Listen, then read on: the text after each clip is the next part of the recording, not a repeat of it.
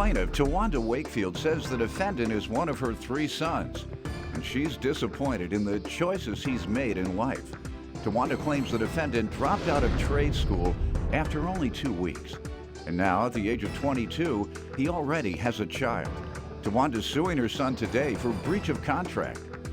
Defendant Alex Wakefield says he loves his mom, but she's too controlling and treats him like he's still in high school.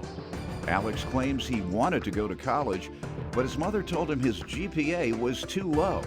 But he insists he's been working ever since dropping out of trade school. Start with you.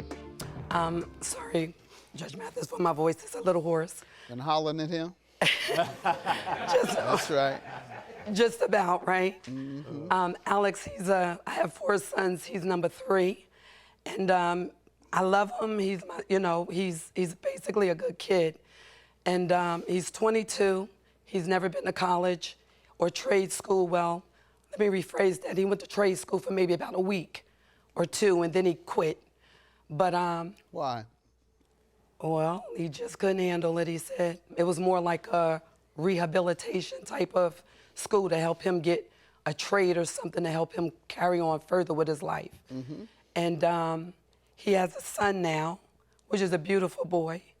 Alex is capable of doing other things. He's good with his hands. He's good with, putting things together, a lot of electronics and stuff like that. What does he do? Actually, he does nothing. How does he care for his son? They work together, him and the mother. They truly works together. That's something. What does that mean?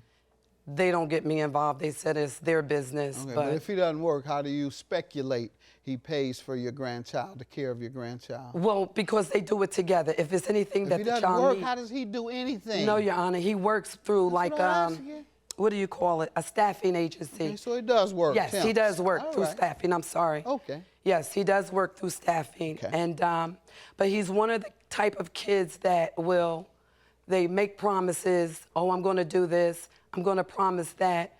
I'm going to get this done. Mom, do you have this? Or he's one that will buy something and don't pay it. Okay. And prime example is my son, he has a car that he bought rims for prime example.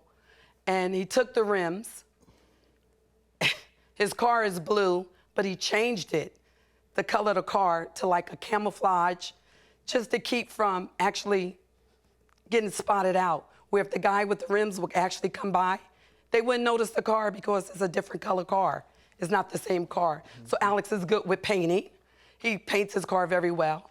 But he also, he always make promises like, oh, Mom, don't worry about it. I got you, I got you. Does he live with you? Yes. Pay rent? No. Is Why? he supposed to? Yes. Because he's never holding his job. Prime example, Alex moved back with me just September. Alex done had 3 to 4 staffing jobs already. Mm-hmm. His excuse is it's everybody else's fault for him not. I got you, but if he's Actually, still working all the time, if you're saying he continuously works, he can pay you. Yes, he can, but he always has an excuse For paying on you? why not he's able to pay this week or that week. I just drew him up this time, one of those, a lease. All right. Weekly, Good. $75 a week. And you're suing him for $2,600, so you are keeping his feet to the fire, and that's good. Oh, yes. All I right. have to stay on top Good. of things because if I don't, he will run all over me, That's telling right. me, making me promises and everything. And I told him, if I continue to do what you want me to do, you'll never grow to be the man that God has chosen you to be. That's right. You have to take responsibility for your own actions and be more careful about the things that you do because there's consequences that come along with bad choices. So you have to be liable for them choices that you make. You have to pay your debts. Good. You have to, you have to stay committed to what you do.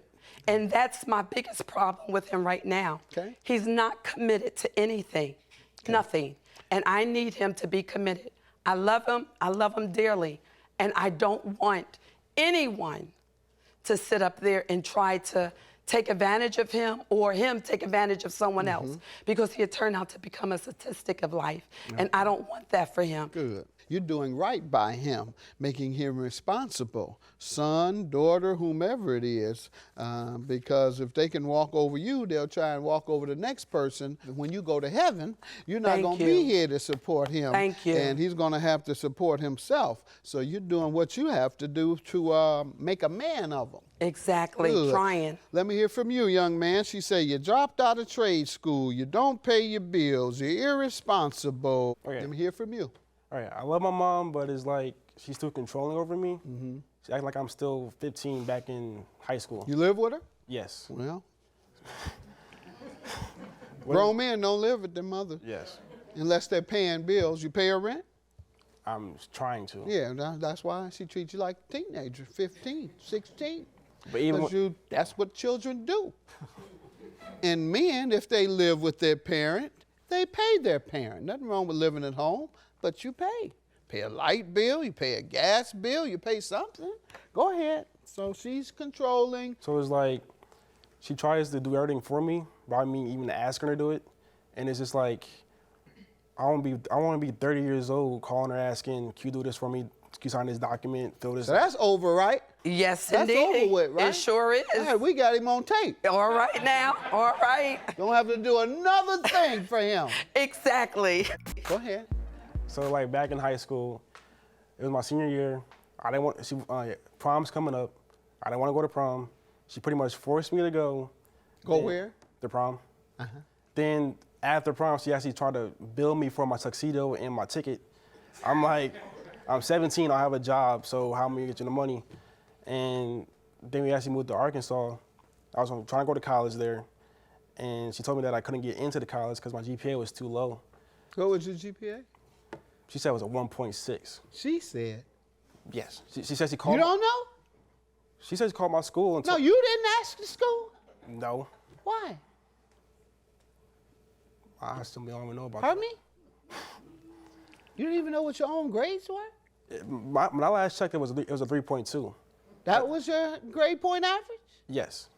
Okay, so why didn't you apply? Regardless of what she said, like you say, Mama, you think it's 1.6, and that's why I shouldn't apply. Mama don't have that right, so let me go ahead and apply anyway, because I know it is a 3.2. Why didn't you apply based on your own knowledge? Financial reasons too. That's not what you said. You said the reason was because she told you it was a 1.6. Her explanation of it was it's 1.6, but it averaged out to a 4.0. That's why I was like, how does that even make sense? Yeah, something wrong with you, but go ahead. You know, something wrong with you to think that you can tell somebody that and they would believe that? All right, what about trade school? What happened there? Okay, well, I was there for 3 weeks, not one.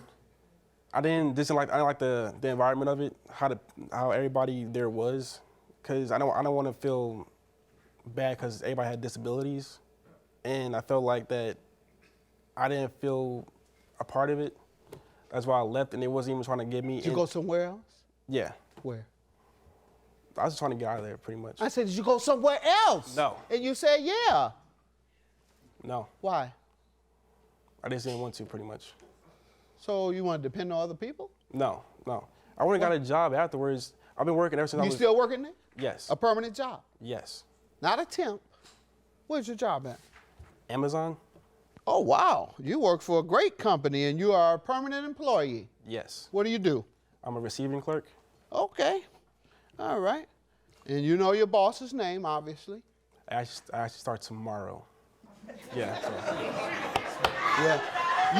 You're insulting me. So I'm going to leave you alone. And I'm going to conclude that he owes you this money.